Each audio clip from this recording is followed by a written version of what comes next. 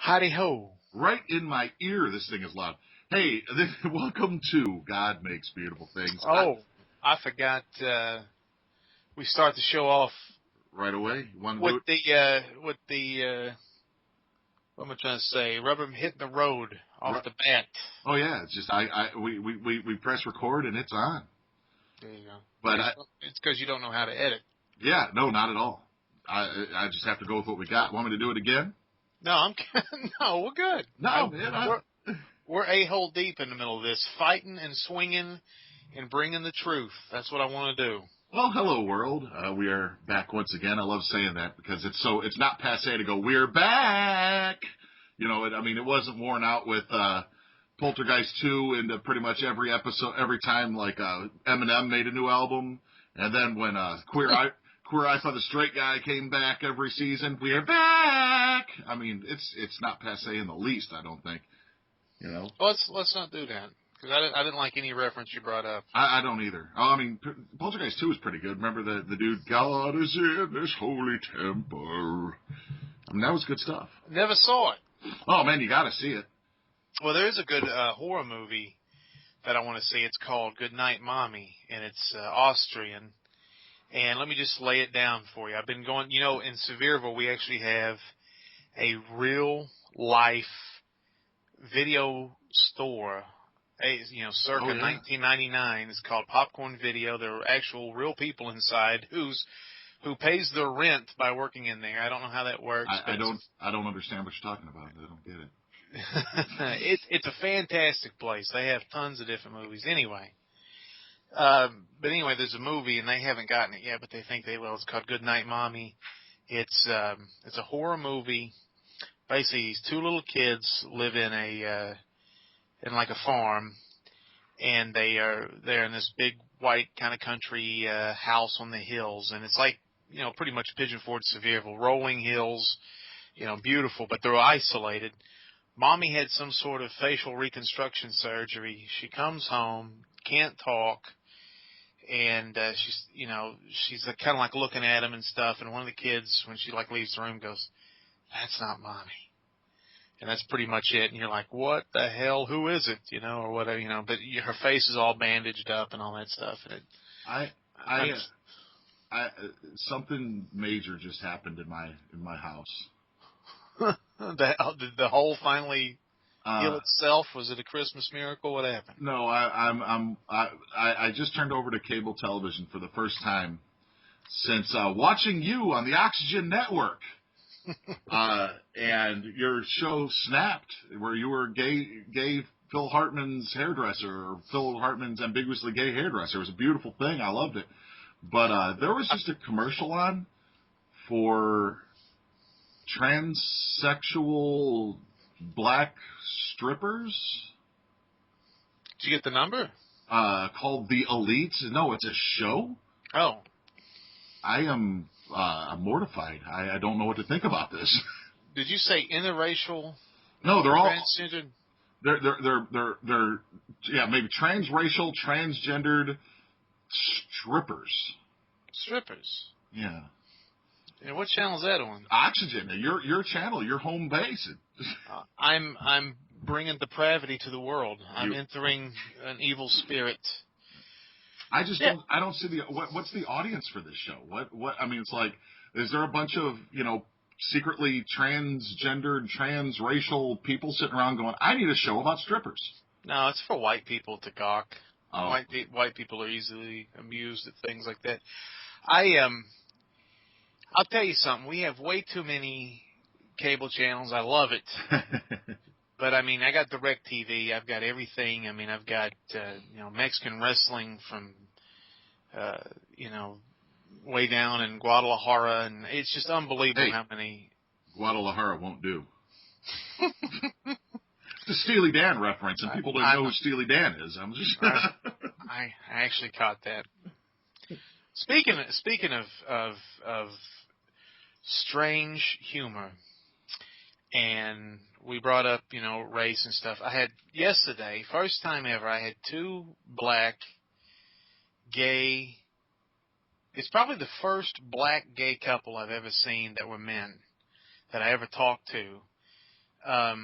you'll meet, one black guy, or you'll meet a black guy and a white guy or something like that, or lesbians or something like that. But it was so strange and just unique where, they were just like, yo, dog, we're going to get a drink on, dog. And they're kind of talking like that. But I'm like, they're going to go, in about 6 hours, they're going to be going hard at each other, because I'm like, that's just crazy to me.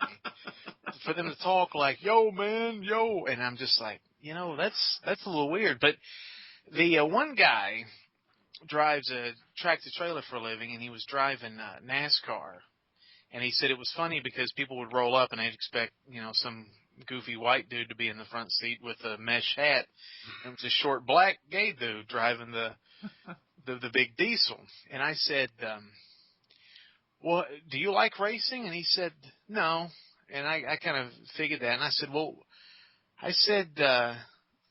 why do you think there's not more African Americans in stock car racing? Is it racism? And it was silence. And then they just started both dying laughing. Do you get it? It's racism, race. Racism. Yeah. Oh, I get you. Hey, hey-o. So anyway, speaking of weird things that happen at work, I heard you got a cab stolen. Well, let me tell you, I thought we were going to do I will, but I thought we were going to talk about the snapped thing that happened. Well, yeah, is there stories besides you poking some dude in the eye with a cotton ball? I just want to say, it's when you do something like that, you never know how much of what you do is going to get on. And I publicized that one a whole lot, and then I was on screen literally for about 30 seconds. I could not take a picture quick enough. I had to pause it to take a picture. I was in there. I had no idea. They gave me a bag of makeup, and I have no idea what I'm doing. And I'm doing take after take of hitting this guy in the eye with this makeup applicator. I'm surprised you didn't sue me or have a black eye by the end of it. And I'm just going, I don't know what I'm doing. I'm pretending I'm putting makeup on you. But your hair looked fantastic. It did. I was, and I looked a lot like the guy. The guy that I played was on there a lot. He was the guy with the beard. And they actually had a picture of him putting makeup on Phil Hartman, and I thought it was you. Yeah, and it was. His name's Norman Byrne. He's a makeup artist to the stars. I think you are the #1 Norman Byrne impersonator in America. I've always wanted to achieve some sort of moniker. I want that to be on my gravestone. But that cast was really good. I mean, sometimes with some of these snap things that I've done, or Murder Comes to Town, or a couple of these others, it's just like, There was one where I was in a jumpsuit playing a convict, and there was like piss all over the toilet seat and all over the floor. And I'm like, isn't there somebody here paid to clean this up? This is a hazardous condition. This is worse than when I had my nephew living with me. Speaking of jumpsuit, happy birthday, Elvis. Sorry. Oh, is that today? Yeah, TCB for life, baby. Okay, is this how it feels when I bring up the Jets and we're trying to do a podcast? Yeah. I'm an Elvis guy, you know that. Well, I've been to Graceland. No, of course you have. Well, I went, I was playing, I was in Las Vegas playing blackjack, and there was a black lady that had kind of the lightning bolt mustard yellow and dark blue suit. And I said, this is all I said to her, your outfit looks a lot like Elvis's couch and love seat in Graceland. That's not fucking horrible to say to somebody. And you know what she said? What? Thank you. Oh, well, there you go. That's not racism. Well, no. I mean, it's just, no, it's not. It's just an observation that if somebody said that to me, I probably would have been like, well, shit, I need to change this shirt. But she liked it. So. Well, do we want to talk about the big news in the wrestling world? Sure. I'm just a little, like I said, I'm when we do the bit where we say we don't watch the WWE, I'm pretty ignorant of it. Well, I mean, it has nothing to do with watching the WWE. Everybody's excited because a bunch of people, AJ Styles, Luke Gallows, who's I like Luke Gallows. Nobody carries his bags like Paul Lee. And two other guys. I don't know. I honestly, I don't watch Japanese wrestling, so I don't know who they are. But they have allegedly signed with the WWE, and everybody thinks this is a good thing. And I think it's, first of all, when's the last time a Japanese wrestler has got over in the WWE? Well, we were talking about this when we were talking about show prep the other day, and I never looked the guy's name up, but the guy that did the Tarantula that was basically buddies with William Regal, can't remember his name. He was actually a really good wrestler. He wore the pleather leather pants. But Hakushi got over for a minute in a feud with the Undertaker, and that's about it. No, this guy was pretty over. He was around for a year or two. I want to say Tanaki, but I don't know if that's right. Maybe Funaki? No, Funaki. That was the Indeed guy, wasn't it? Yeah, but I mean, I guess the point of this conversation is nobody, because we can't even remember the guys' names. I mean, yeah. But I mean, and everybody, a lot of people are excited to see AJ Styles go there, and I have to sit there and say, what are they going to do with AJ Styles? I mean, I guess this will ruffle some feathers, but he's a tiny little guy. He is not a big guy. I mean, he's like 5'9". I mean, he's pretty well in shape, and I'm not going to say he's a bad wrestler because, I'm a bad wrestler. But, I mean, don't they have all these indie darlings with nothing to do? I mean, he's like a smaller version of John Morrison, and they fired John Morrison. Well, he's got a better.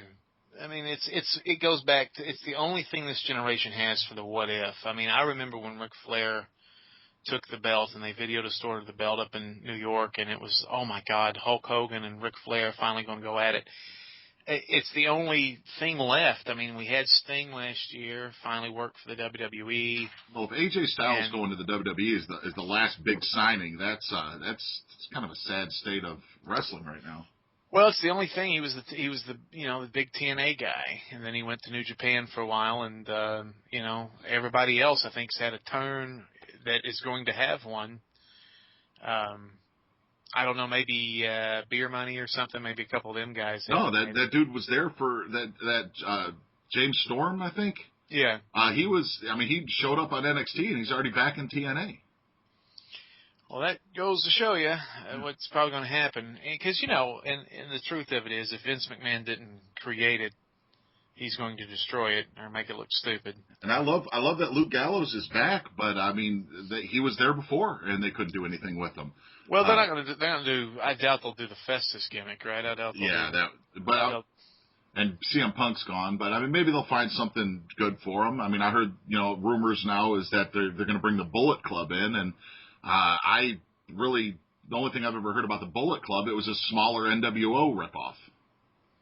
But it was the Japanese-based thing, right? Yeah, I guess. But, I mean, not burying anybody, glad what you do. It's just, I mean, I've watched tried to watch Japanese wrestling, every time somebody puts a video up or something, it just seems like it's no psychology at all. It's just a bunch of guys flipping around, throwing 30 super kicks and doing suicide dives. I mean, if you want that, watch Ring of Honor. Well, I mean, that's what we've evolved into. I mean, I think if people are excited about this, terrific. If people want to see AJ Styles go to the WWE, fan-freaking-tastic. Nakamura, I think's the guy's name. I did some research. Oh, look at you. On a couple of them. They look. I like Kenny Ortega. He's the guy that he's like always wrestling a blow-up doll or some 6-year-old girl, but he looks crazy in the face, and he has fun with the sport. And a lot of people, we're stuck in this. Me and you are in Tennessee, and if you do anything that is outside the box of, that doesn't look like an actual shoot fight, you're gonna make a lot of people mad. But then we're in this, we're just in a weird spot with pro wrestling. I mean, you've got Hood Slam, which you've got guys like Drugs Bunny versus people dressing up as Mario characters. You've got, on the East Coast, you've got people dressing up as Godzilla and Mothra destroying a town, a little toy city underneath them. And then you've got Chikara, which has invisible hand grenades and dance spots. And all of those are drawing thousands. Yeah, and everybody else is like, that sucks. And then they're in front of 100 people. But, we're just in a weird kind of spot with strong style. And like last year I watched Lucha Underground. I watched about 4 episodes, and I got to tell you, I really enjoyed some of it. I really thought, man, this is a lot of fun. You have to suspend a lot of disbelief, like why is the camera there as this guy's like walking around, these abandoned warehouses with fire going off everywhere. It's like, what the fuck is happening? He needs to get out of that building. It's a fire hazard. But Ding, you just reached your fuck limit for the show. Why do we have a limit now? Oh, you do. Oh, I do? Yeah, you're only allowed to say fuck twice. I've said it twice already? Yeah, that's 2 fucks. That's you don't get any more fucks. I don't give 3 of them. But we're just in a weird spot for wrestling, and it's hard. We've last year we were trying to get a TV show off the ground, and that was like trying to get a lead balloon off the ground with everybody's damned opinions and rats and. I can't believe how many people were just against that. I mean, we're so against TV. I'm like, what are you wrestling for? If you want to work against us or try to take our spots or whatever you're trying to do, what are you doing?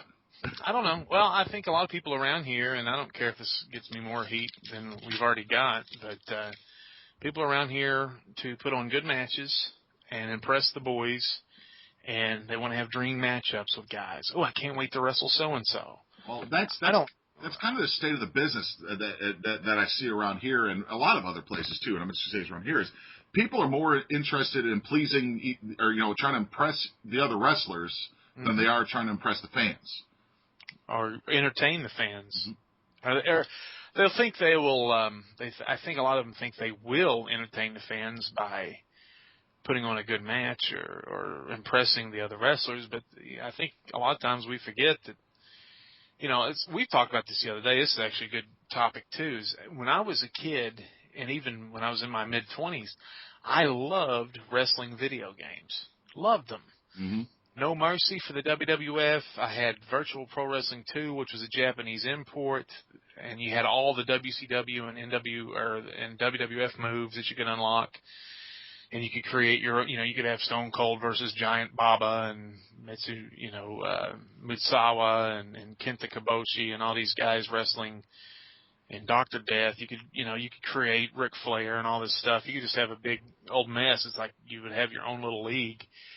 And love that stuff. But, man, as soon as I got into the business, I can't play a wrestling video game because it's just so different from what you're supposed to do. And when I see these guys online who are, as you said the other day, can't afford gear, and they're talking about how they just bought a $60 WWE game where they get to be Roman Reigns or whoever they want to pretend to be, I'm like, I want to be Funkmaster V. I mean, that's who I'm the mark for. I'm marked for myself. I'm not marked for John Cena or Chris Jericho or anybody else. I want to be me. That's the thing I want to do, and I don't understand.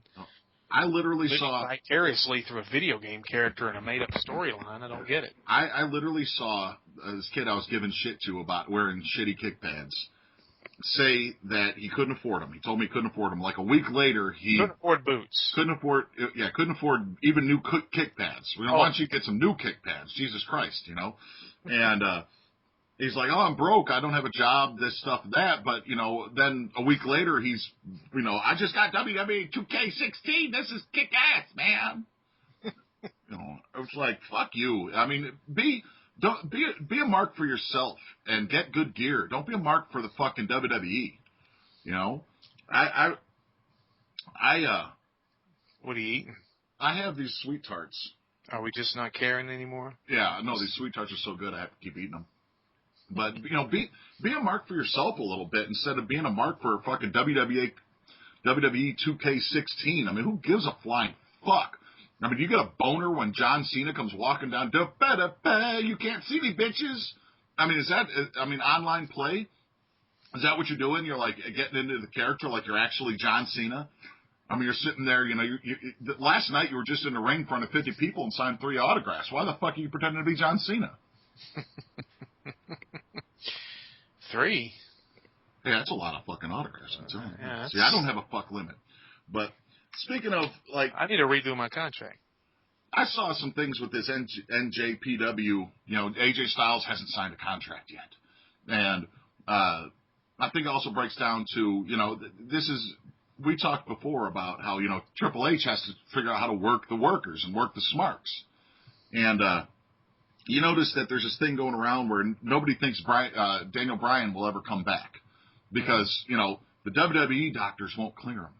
And every other doctor in the world will clear him, but not the WWE doctor. And when was the last time you've heard that a wrestling organization's doctor would not clear somebody? And AJ Styles hasn't signed a contract. And isn't the Royal Rumble coming up? Mm-hmm.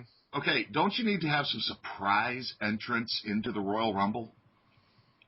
So what better way to have a surprise entrance but say, oh, no, AJ Styles, he hasn't signed a contract, no. And no, Daniel Bryan, you know, we're the only company in the world that won't clear him to wrestle.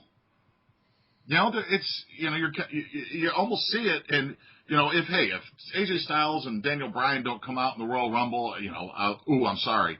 But don't you kind of, I don't know, maybe I'm just thinking too smartly or... Well, I mean, I'm thinking as a writer, not as a wrestler or fan.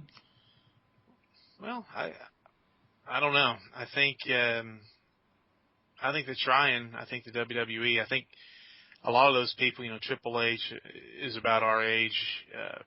Vince is older, and I think he's about your age. Shut up. But you know, these guys are going to have to figure out. How to work the internet, you know, and how to actually get ahead of that. And they're going to have to hire some people who are pretty savvy because my 13-year-old could probably outthink how to get storylines across and that type of thing. But, you know, it's funny, you know, there is a discrepancy or a difference, I think, with the generation. It's kind of us and older. For example, the Clintons used to be so... Bill and Hillary used to be so savvy, and they used to be able to work America and the media and kind of present themselves how they want to be presented. And they haven't done well image-wise in the YouTube era. You know, back when in the 90s, Bill could wink and nod and lie and get away with it, and now Hillary's trying the same stuff, and everybody's nailing her to the wall. Yeah.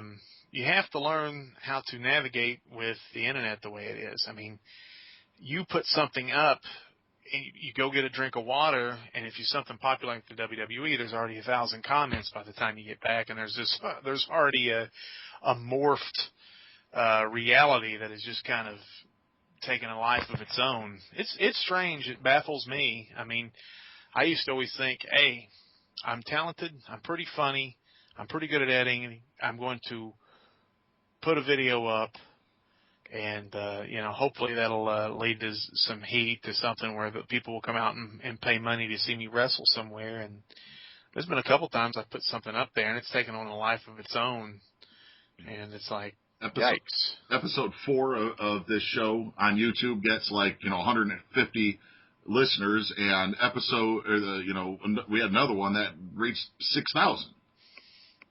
You know, on YouTube? Yeah. Well, yeah, I mean, there's like the one that we did where we were trying to be positive and we were putting people over, and, you know, I had like 6 people, and it was like AJ Gann's mother, you know, oh, someone's talking nice about AJ Gann. Well, this area is one of those, and maybe it's all a wrestling, like I say, but this area is one of those, you could say 10 positive things about one person. You say one negative thing, kind of negative thing, and it's well, you said that you hate me, you son of a bitch. You know, you know, you could put a guy over to the moon and then say, yeah, but you know, you kind of, you know, you need boots. Why do you think I need boots? You fucking dick. You know. Like I said, pro wrestling here, and I've only wrestled around this region. I haven't gone all over the world or anything, and I never wanted to. That's why I didn't. But the pro wrestling here, to me, and I've said this to you, and so is the local music scene, or a lot of different things. But it's basically the prom and everybody's a flat-chested girl, and the prom queen came in with the huge knockers, and everybody's jealous. I mean, that's the vein of everything. Everybody's talking, backbiting, me, you, them, oh, she, this, that, and all the little backbiting and stuff. But God bless it. You know, wrestling's a lot of fun. You know, I sit there and I sometimes wonder why I'm a part of it, because it's like being a Jets fan. I'm more disappointed with it than satisfied with it. Well, like you said, you put a video up on YouTube and you never know what's going to happen. That's, you know, like, and we're, you know, kind of to put it all in a basket, you know, like all the great things that allegedly happened last year. The most watched video, the number one moment of last year was Joey Ryan doing a hip toss with his dick. You know, that's the most viewed thing. That got more views than WWE. And, you know, but people want to, you know, make fun of all the out of the box thinking, and you know, Joey Ryan's going to bury that into the ground for the rest of his life. He's going to be known as the guy, you know, every show he's at, he's got to hip toss somebody with his dick. I mean, I saw him even do it with Dick. He used Dick Justice as his dick. And Did he? Yeah. Did he really? Yeah, that was actually pretty freaking funny. But anything Dick Justice does, I mark out too. But you also, you know, like if I were to put who's the breakout star of indie wrestling over the last year, it's a guy who put video up. Brian Zane. If you, for Wrestling with Regret, I mean, not just because we were in one of the videos, but he did that Jim Cornette video, and he went from a guy that was kind of known to, you know, you were recognized in, what is it, Butthole, Tennessee, Dick, Tennessee, somewhere around there? Slapnut, Tennessee. Yeah, and Butt Sniff, Tennessee, something like Wartburg. Oh, yeah. Yeah. And like, you walk out at halftime, this guy goes, hey, you know Wrestling with Regret? And you're like, yeah? Well, you're Funkmaster V. I saw you on there. Yeah. You know, and so that guy went from, you know, getting 3,000 watches per episode to, you know, 100,000 an episode. I mean, that's got to be the breakout star, and the guy doesn't, you know, the guy is a wrestling manager and commentator. Well, he just does a good job. He works for a television station. His stuff looks cherry, man. It's good stuff, and he's funny, and he, you know, his stuff is really good. If you haven't checked it out, check out Wrestling with Regret. It's a fresh take. He's more positive. That's probably why I like him. Like, you know, world famous Flea Market. You know, they're real light. They don't really bury these guys too hard or as hard as they should. But, you know, they used to be pretty stiff back in the day. They were a lot stiffer. Now they're just kind of, you know, it's the same kind of old jokes over and over. And they're not bad. They're funny. But this guy's more positive, and I appreciate I appreciate that attitude with wrestling, because it's so hard to find people who are positive with it. Well, I think eventually here, probably the next year or two, that guy is going to actually move up into, you know, higher media. I mean, I wouldn't be surprised if WWE contacts him to be, you know, find a job for him somewhere. You know, the guy's a creative guy. He's a funny guy. I mean, he's probably better, and this is what I hate about WWE, is that, you know, they script their promos. But, I mean, he could probably script you a damn good promo. I think, what do you think? That's a good point. You know, I was going to mention Colt Cabana is another person that entertains me pretty well with some of his comedy and stuff. But what do you think? You know, everybody's kind of questioning what could help the WWE.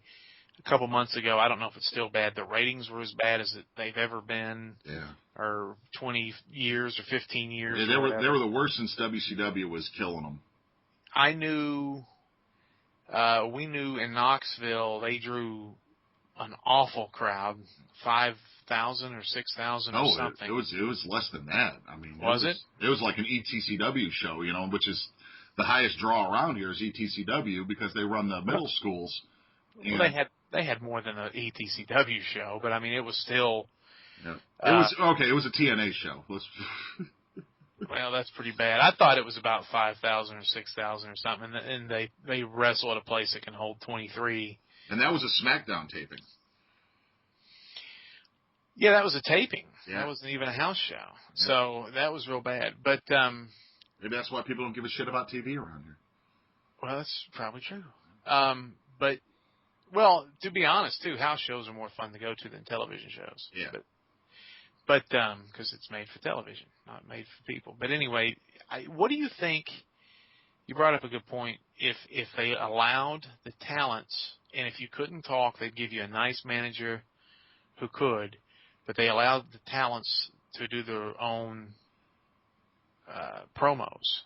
Well, as a guy who wrote for a TV show, I've always basically said, this is what you're talking about, talk about it. I think that's the best way to go. Now, if a guy couldn't talk and it took 30 takes or whatever, you just take the best take. But to do a live promo, said I gave a guy the whole thing to do, and he couldn't even hold a mic to his mouth.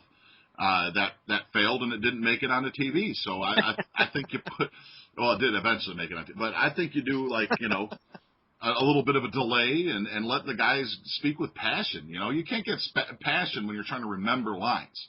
When you just say, hey, you're talking about this, now think of what you're going to say and go out and say it. That's... Well, it goes back. I've said this before. There's 3 elements of being a pro wrestler: your look, your work rate, and stick work. And if you have all 3, they expect you to be good at all 3. Mm-hmm. Who's good at all 3? I mean, there's very few people in history the ones that were tremendous in all 3, those were the superstars. That was Ric Flair, that was Stone Cold, that was The Rock, that was Jake Roberts, that was Arn Anderson. John Cena. Well, yeah, even though people would say his work rate's probably not up there with them guys. He's held the company to where it was profitable for years and years and years. Workers, I think, slam him too, or maybe probably Smart Marks are the ones that are all over him.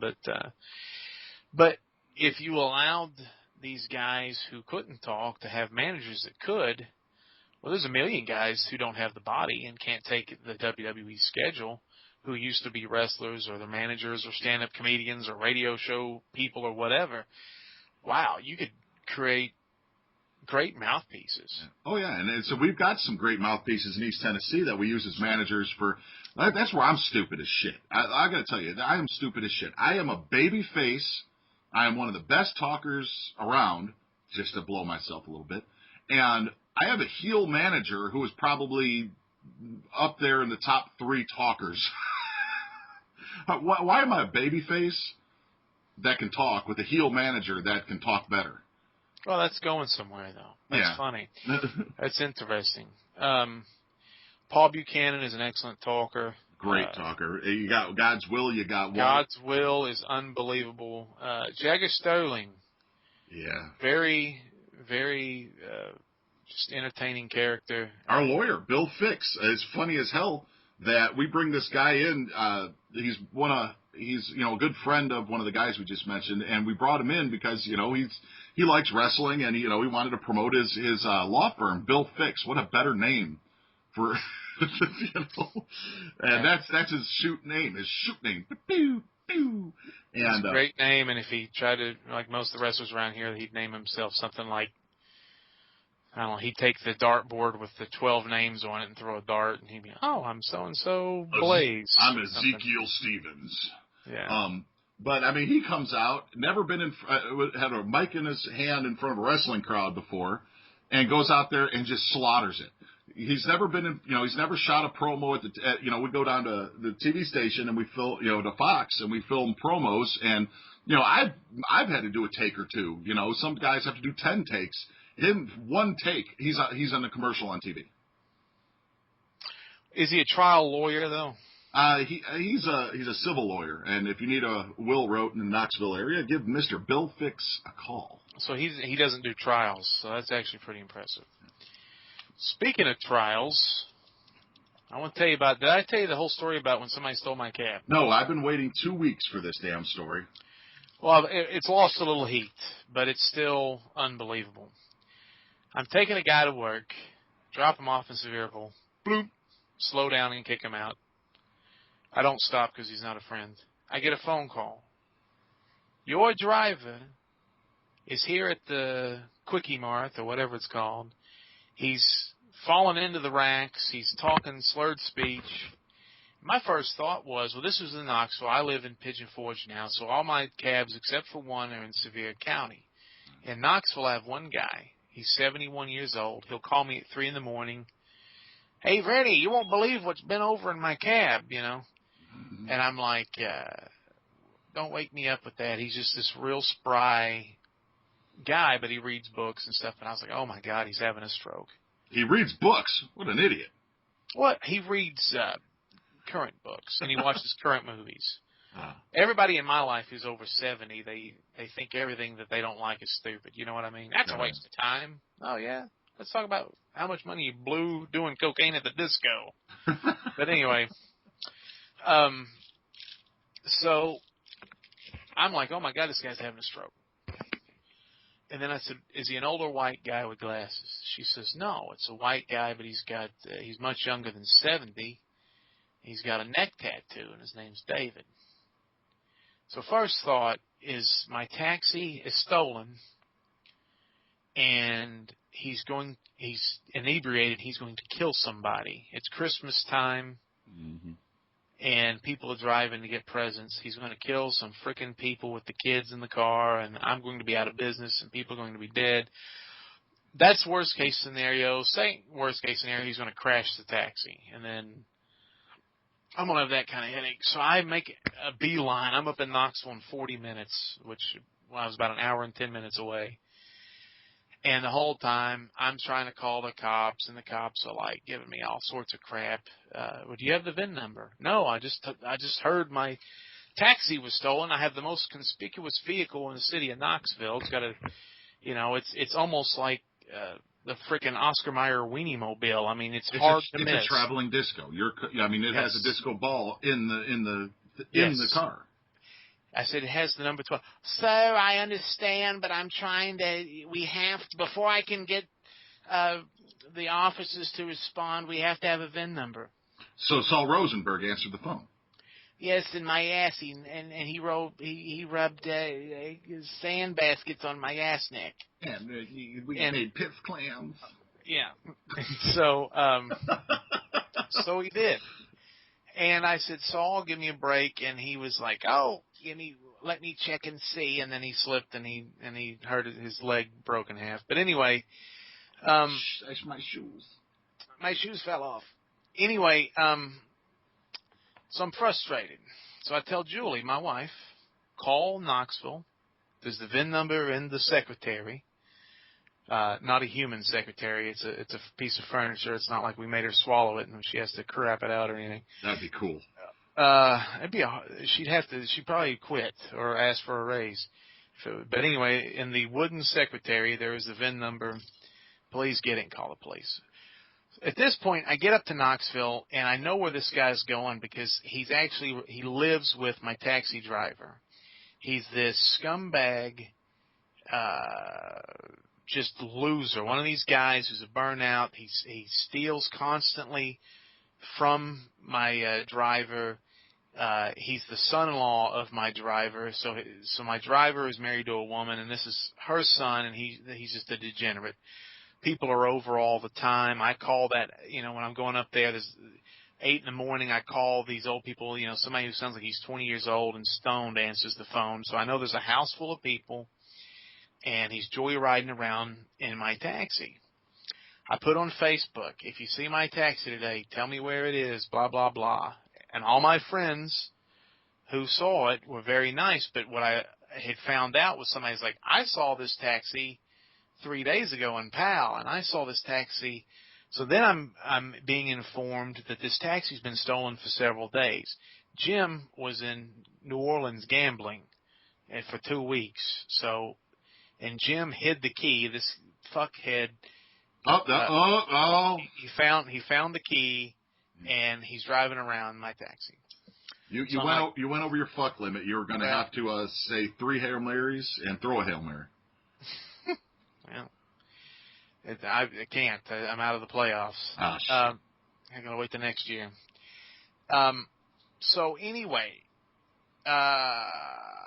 this guy is just a degenerate. He's somebody, he's stolen cash from Jim. He crashes, he'll borrow a vehicle and crash it.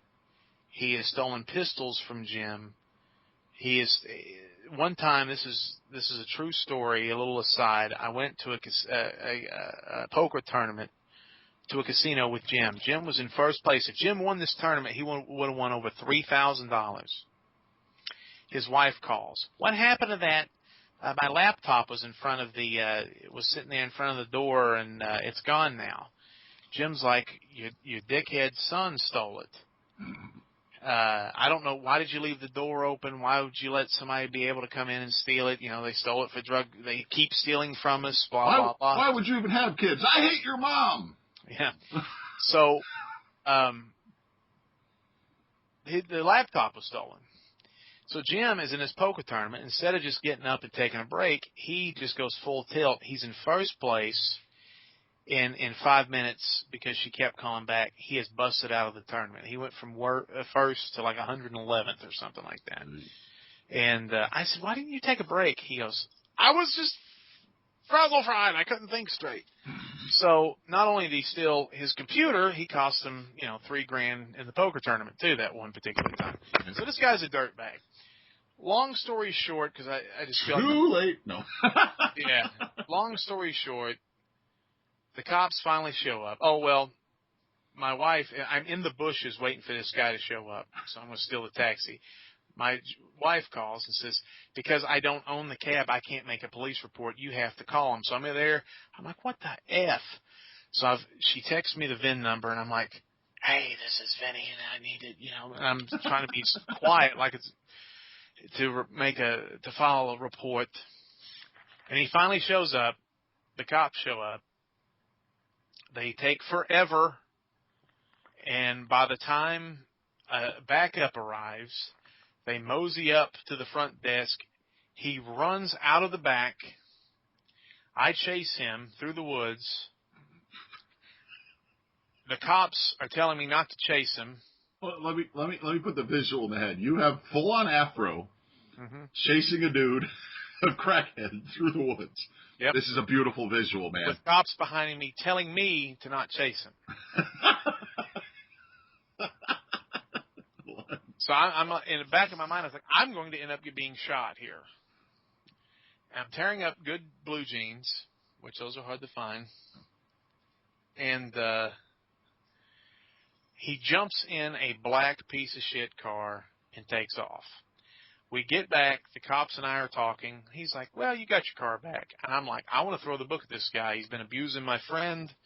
He's an awful human being. He steals money. He's a drug, just a loser, no ambition. He's going to be 40 and still living with his mom. It's, he's a horrible person. He's a small-time crook. And they're like, yeah. And I told you, you're an ex-cop. I said, they didn't want to charge him with anything. They were like, misdemeanor, unauthorized use of vehicle since he brought it back. I'm like, it was Grand Theft Auto. He did not have any permission. He didn't have any permission at all to steal that vehicle. And they're like, well, we didn't see him. I said, well, you had a witness there at the gas station. I don't know. And then I tell you about it, and you're like, well, joyriding is a Class D felony. Class D felony. They don't want to do it. They're like, you got your vehicle back. I was like, so then the punchline to the whole story is I had to move 2 taxis because I have no friends in Knoxville. I realized this is when you realize I have no friends in this whole city that I lived in for most of my life. I had to move 2 vehicles by myself.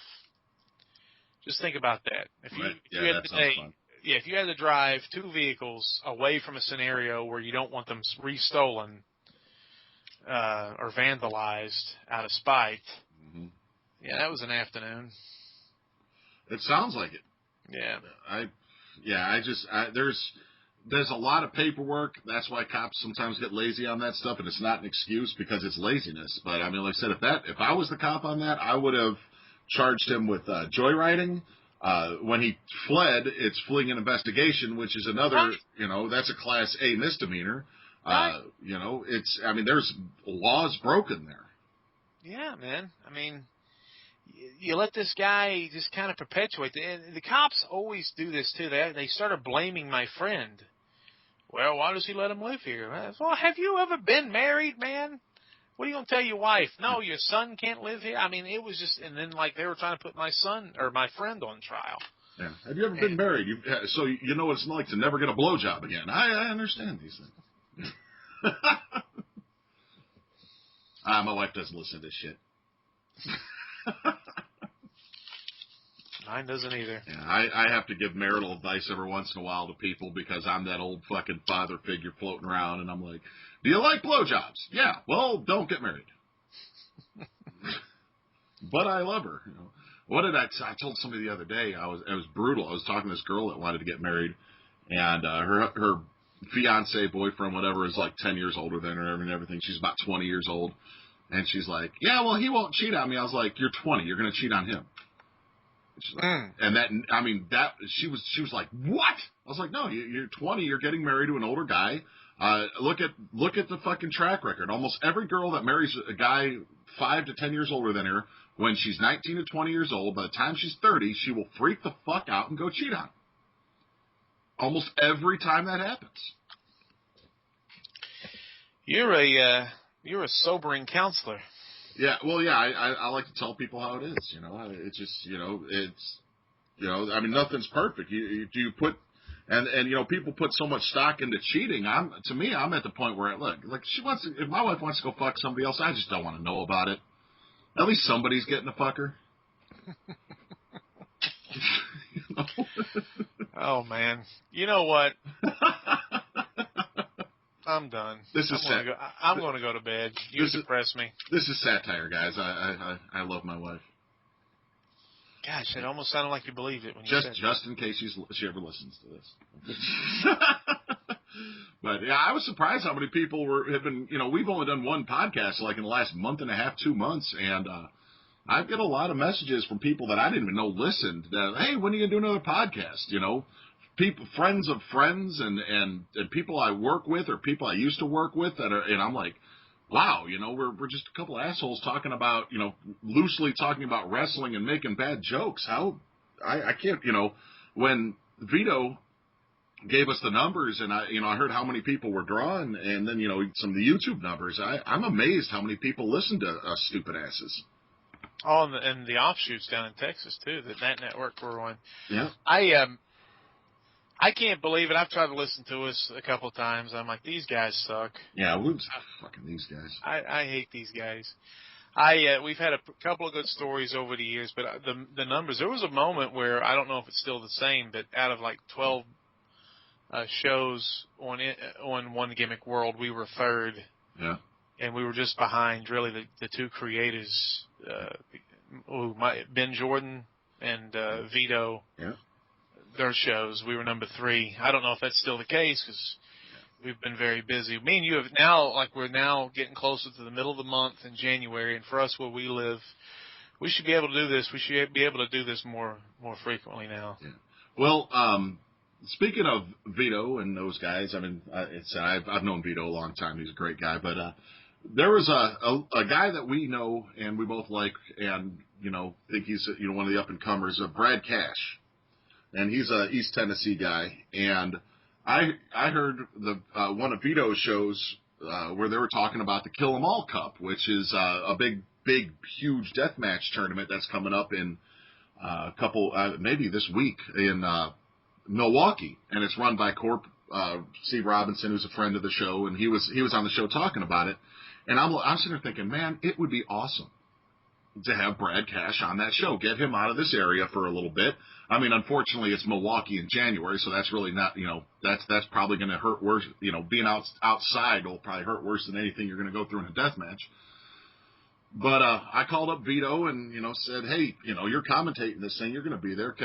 What would you think about booking my guy Brad Cash on it? You know, see if you can talk to Corp and everything. And Tank, who's another guy from this area, is already on the show, and so talks went through, and, you know, it said it was announced on Christmas that Brad Cash is part of the Kill 'Em All Cup. So if you guys up in Milwaukee want to see, you know, I want Brad to hopefully make a name for himself, go to the Kill 'Em All Cup, every single one of you, all 2 of you. I'd like to see, you know, a local guy. I love it when local guys can get out of the area and do something different, and I think a lot of eyes will be on him, and hopefully he represents really well. Well, I'm sure he will. Laverne and Shirley those two, they'll get up there and check it out. Yeah, Schlemiel Schlemazel. Well, I mean, said I don't know where they're wrestling. I've wrestled a whole mess up in Milwaukee, and there's some good venues there. I wrestled a show where I actually had a hardcore match, which, I don't do. But I separated my shoulder, had an imprint of a chair on my back. It was great. And yeah, it was at, I can't remember the name of the place. I have a flyer for it somewhere, but it was one of the places where Dahmer picked up 3 of his. Oh man, Yeah. that's good times. Yeah. I heard of a guy the other day that he was his mother used to take him down to the grocery store, and there was a bunch of hippies that would sit outside and play music, and they would sit on the laps, and they would they'd teach him how to play guitar, and they would just sing songy songs as the mother would go in and shop, and she'd come back and pick the kid up. And this happened numerous times. Come to find out, that was the Manson family. Oh, yay. Who's the guy? Tex Watson? Is that the guy's? Maybe. One of the guys. What's the guy's name? Tex Watson? Is that it? Tex Watson. He was the guy with the guitar. That was our producer in the background. Yeah. Yeah. We're. Hey, look up all the stats for all them things that happened. No, I mean, growing up in Chicago, the way I did, I knew a lot of people that my age that were like, yeah, I had a friend, Steve, that, disappeared, and it ends up that, John Wayne Gacy got him. Well, that's probably all hearsay. Well, I mean, I grew up, right, I didn't grow, I mean, I grew up all over Chicago, but I mean, like, one of the places I lived next door to the Unabomber's brother, Good grief. Yeah, there's a lot of sick fucks out there. And Obama. Yeah, I don't ever remember Obama being in Chicago before he, got elected. But I hear they are going to do a recall vote on Rahm Emanuel, which is good. I didn't hear that. Yeah, I mean, said you want to when everybody asked me why I don't like Obama, and they were like, "Oh, racism, you're racist." I was like, "No, he's a Chicago politician. He's got Richard Daley in his cabinet, and he put Rahm Emanuel as the mayor of Chicago. This is the worst shit. People outside of Chicago do not understand Chicago politics. It is all just the most corrupt. I mean, you cannot run for governor of Illinois unless you at least have one felony on your record. I mean, there's 3 former Illinois governors right now in prison. And yet they say Tennessee is the most corrupt state in the entire United States, over Illinois even. Yeah, that let me tell you something real quick before I'm going to end the show with this. This is my last contribution. Me and Luke are beloved because of the podcast all over the nation. And wherever we go, if we ever wrestle up north, East Coast, Delaware, Indiana, Milwaukee, Chicago, they cheer us. And this is the problem that I have with the South, is because you guys fall for all these guys around here. I'm going to tell you something truthful. You think these guys that are paid to entertain you and paid to have people cheer them, you think they're better morally than us. And I'm going to tell you something.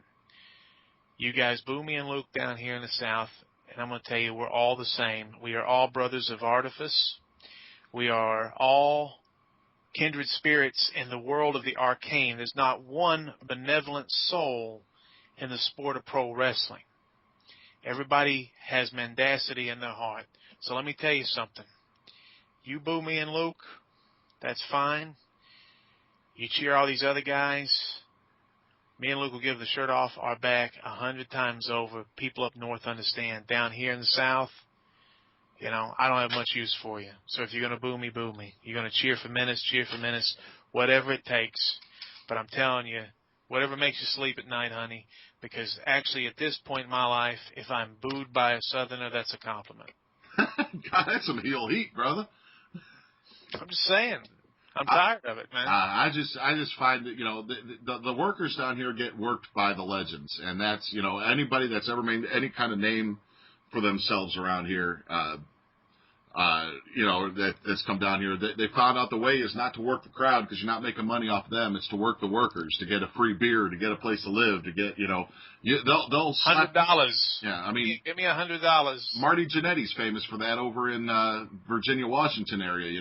Everybody thinks he's their buddy because they buy him beer and give him money. Well, they work the workers. Work the workers. But I mean, I know me and East Tennessee aren't getting along too well in the wrestling world right now. I have no idea why. But I'm still here pushing for you. Nobody has tried to put over East Tennessee wrestling as a whole more than me and you. And we're fools for it. And we are fools for it, and we're going to continue to do it. We've also pointed out some of the shit, but that's also putting over East Tennessee wrestling because we want it to get better. And that's the whole thing. If you create a hierarchy, an alleged hierarchy, where there's something good to talk about, something negative to talk about, you create the illusion that there is good and bad. Well, I'm here to tell you I don't know if there's much of a difference anymore. Mm-hmm. And that's all I'm going to say. Toot, toot, funk train, robot, fembots, mothership. All right, Pete. That's my gimmick. Peace out until next time. We love most of you. All right, baby. I'll talk to you later. See you guys. See ya. Oh.